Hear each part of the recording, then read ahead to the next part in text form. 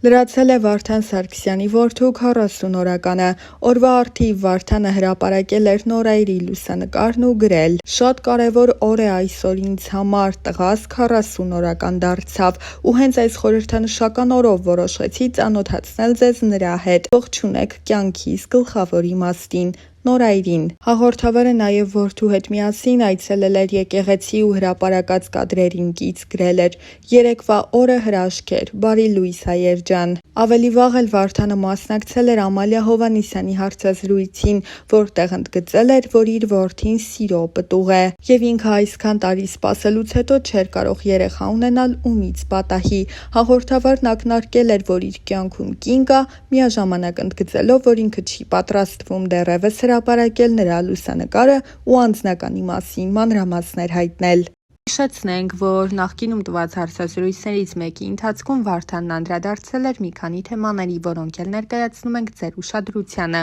Փորձում եմ կյանքից մաքսիմալ դասեր վերցնել, ժամանակ հարազատներիս հետ շփվելու համար։ Հորս մահից հետո նորովի գնահատեցի ընտանիքիս անդամների հետ անցկացրած ամեն վայրկյանը։ Բարությունը կփրկի աշխարհը, նախանձից ձերբազատվելը։ Աչքին առանձնապես չեմ հավատում, բայց մաշկիս վրա զգացել եմ բացասական էներգիայի ազդեցություն։ Յուրաքանչյուր մարդ պետք է փորձի ինքը հաջողության հասնել, ոչ թե ուրիշների կյանքով ապրի։ Առհասարակ չեմ ների դավաճանությունը, իսկ ամենահարազատ մարդուն ամեն ինչ կներեմ։ Կարծում եմ վերջինս ոչ կդավաճանի, ոչ էլ մեջքիցս կհարվածի ինձ։ Ոչ հարազատների դեպքում, երբ մարդու վրա խաչ եմ քաշում, դա վերջնական է։ Ինձ դրա համար մեղադրում են, բայց այդպիսին եմ, ինչ արած։ Որևէ հետաքրքիր երկրում, ծովի ափին իմ սեփական ընտանիքի հետ հուսով եմ կլինեմ 30 տարի անց, այսինքն նույնիսկ այդքան տարի անց կարծում եմ ակտիվ ճանապարհորդ կլինեմ։ Երբ զգում եմ որևէ բան վնասում է ինձ, անպայման փորձում եմ դրանից հրաժարվել։ Կարծում եմ ինձ վնասում է իմ բռունկում բնավորությունը, դա իմ կյանքի ամենամեծ խնդիրն է, որը դեռ չեմ կարողանում լուծել։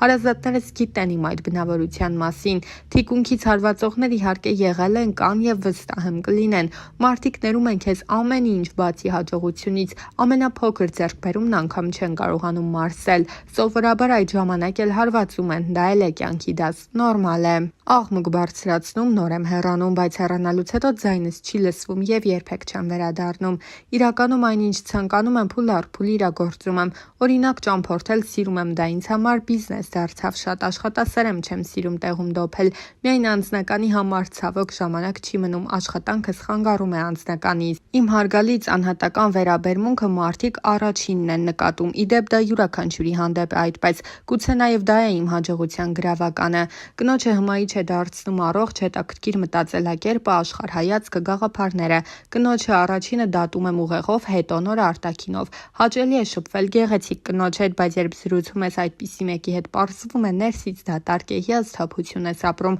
Իհարկե, եթե կինը և խելացի է, և գեղեցիկ, հրաշալի է։ Միանշանակ տեխնիկայի խանութում եմ ինձ զգում ինչպես ձուկը ջրում։ Բրենդային հագուստների հետևից երբեք չեմ վազել, չեմ ձգտել թանկ զգեստներ հագնել։ Եթե իմ հաղորդումները դիտում եք, կտեսնեք, որ մթերքի հետ կապված ես որևէ խնդիր չունեմ։ Ամենահասարակ ուտեստն էլ կարող է ինձ գոհացնել, իսկ լավ տեխնիկայի հանդեպ անտարբեր մնալ չեմ կարողանում։ Հայտնի դառնալուց հետո իհարկե իմ անձի նկատմամբ ուշադրությունն է մեծացել, որը հաճախ ինձ խանգարում է։ Այդքան էլ հաճելի չէ, երբ փողոցում ինձ ճանաչում են։ Ամեն դեպքում հայտնի դառնալուց հետո իմ կյանքում էական բան չի փոխվել։ Հոգեբանի երբևէ չեմ այցելել, թեպետ հորս մահից հետո որոշել էի գնալ հոգեբանի մոտ։ Ամեն դեպքում ինձ մոտ ստացվեց ինքնուրույն հաղթահարել այդ ծանր պահը, իսկ քահանայի անհատապես չեմ այցելել, բայց նաև ճամփորդելիս հաճախ ներկա եմ լինում պատարագների։ Մի խորհուրդ կա, որը հնչել է կենացի տեսքով, բայց դրոշմվել է իմ մտքում։ Մի անգամ մի մարդ ասաց. ծնողներին վերաբերվեք այնպես, որ երբ նրանք չլինեն, ձեր խղճի հետ հաշտ լինեք, ներդաշնակ։ Երջանիկ լինելու համար ինձ ընթրիք է անհրաժեշտ ընտանիքիս հետ։ Երբ նկարահանումներ ունեցան Եթովպիայում, ես չէի սպասում, որ այդտեղի թողարկումները նման մեծ արձագանք կունենան։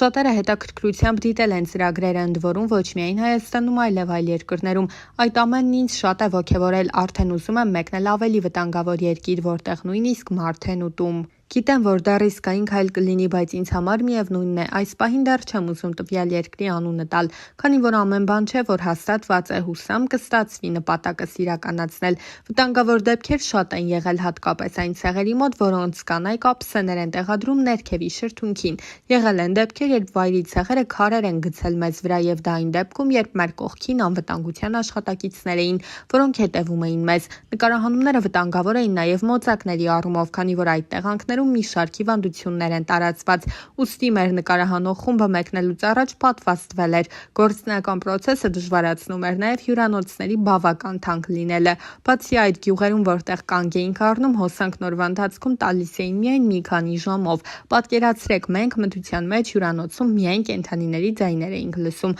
բայց իհարկե ամենավտանգավորն այն էր, որ մենք այդ օրերին ապրեցինք վայրի ցեղերի հետ։ Նկարահանման ժամանակ մենք վտանգների մասին բացարձակ չենք մտածում, մեզ համար ամենակարևորը լավ կադրեր ստանալն է։ Օպերատորը եւս չի վախենում, չէ՞ որ այնինչ նկարահանում ենք հետաքրքիր է, իսկ դա ամենակարևորն է։ Ինձ շատ են խնդրում գնալ Հարավային Կորեա եւ նկարահանել այնտեղի աստղերին, կփորձեմ դա անել, բայց չգիտեմ որքանով կստացվի։ Ամեն դեպքում փորձը ցույց է տվել, որ հիմնականում կարողանում եմ նկարահանել այն, ինչ ցանկանում եմ։ Սկզբում աշխատածս գումարը ներդնում էի տեսահոլովակներ նկարահանելու մեջ, հետո հասկացա, որ դա ինձ չի հետաքրքրում, ես ավելի շատ ուզում եմ ճանապարհորդել։ Երկուսն անել չէի կարող, նախընտրեցի ճանապարհորդելը, ինձ շատ հետաքրքիր էր տեսնել տարբեր երկրների նիստուկացը։ Այդ պահին դա հոգեպես ավելի մեծ բավարարվածություն էր տալիս ինձ, քան երգը։ Գործունեությունս որպես այդպիսին չեմ դադարեցրել, աշխատում եմ ակումբներում, շրջագայում եմ նաև համերգային ծրագրերով։ Ուղղակի ինձ մոտ եթերային դադար էր, սակայն շուտով նաև տեսահոլովակ կներկայացնեմ հանդիսատեսիս։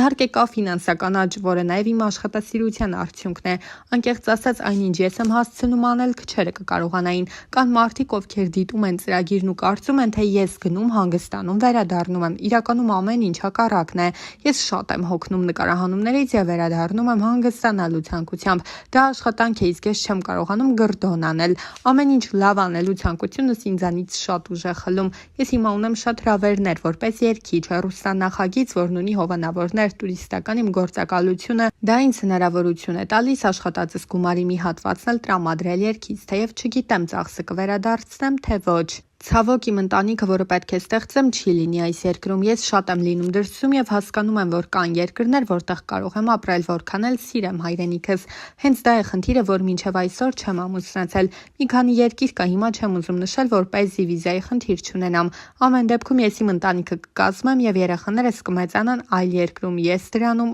վստահ եմ։ Մեր կյանքի ռիթմի անշնորհակալ իրավիճակների մենթալիտետով է պայմանավորված։ Միգուցե ես այստեղ ապրում եմ ավելի լավ, քան մյուսները արտերկրում, սակայն ես իմ կնոջ եւ երեխայի կամ երեխաների հետ կապրեմ դրսում։ Դրա համար է ամեն բան հետաձգվում, որքան էլ սիրեմ հայրենիքս, ուզում եմ երեխաներս դրսում մեծանան։ Մարդկանց մտածելակերպն ու ժամանակներն են փոխվել, այն ժամանակ Հայաստանում մի քիչ այլ մտածելակերպ էր։ Ես ուրախ եմ, որ շատերից մի քայլ առաջ էի։ Եթե ես առաջինն էի, որ կարող էի ինձ թույլ տալ տեսահոլովակում հագնել ճղված ջինս, այն ժամանակ այստեղ չկային նման բաներ։ Ես խնդրում էի ինձ համար արտերկրից բերեն այդպիսի ջինս։ Հիմա աղջիկները մերկ են նկարահանվում, տղաները դիմահարդարմամբ։ Ներքին հաղթահարման փուլ չի եղել, սակայն ինձ համար ցավալի էր, որ մարդիկ ինձ այլ կերպ էին ընկալում։ Հիմա ինձ ընկալում են այնպիսին, ինչպիսին կամ, որովհետև իմ նախագծում շատ անկեղծ եմ, նշել էր Վարդանը։